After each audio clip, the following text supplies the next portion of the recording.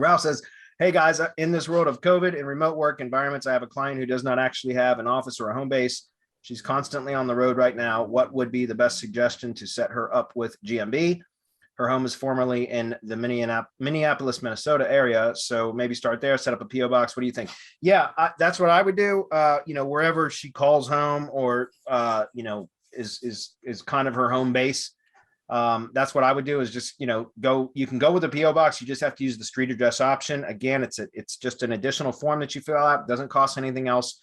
If you go to USPS.com and go to reserve a PO box there, rent a PO box, then you just got to make sure that when you put the zip code in, it will display the post offices that are close to that zip code.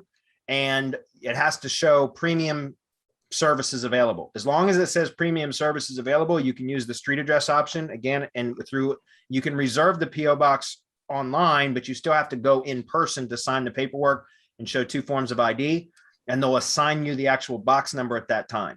So that's what I would do.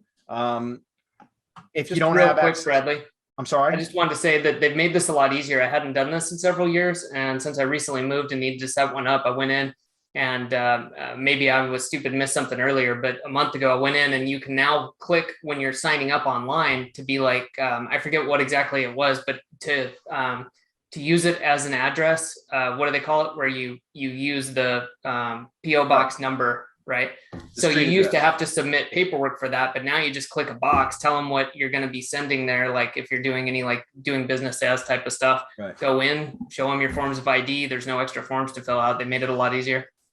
Well, yeah, and that's what I was saying. If you reserve it online, then through the checkout process, it's just a checkbox, and you print out the forms, and they're already pre-filled out, and you just take them into the post office with you with your 2 forms of ID, and it's already done. So that's what I'm saying. But it has to say premium services available in order for you to do that. So that's what I would do. By the way, just so you know, Ralph, the best thing to do though is if she has kind of a home base area and she has a friend or a relative that she could use their home address as her GMB location address just to get the postcard, the verification card from Google. That's certainly a better option than using the PO box, although you can still do the PO box. And I've done it recently, so I know it works. I'm just telling you, you're better off if you can use an actual residential address, if that makes sense.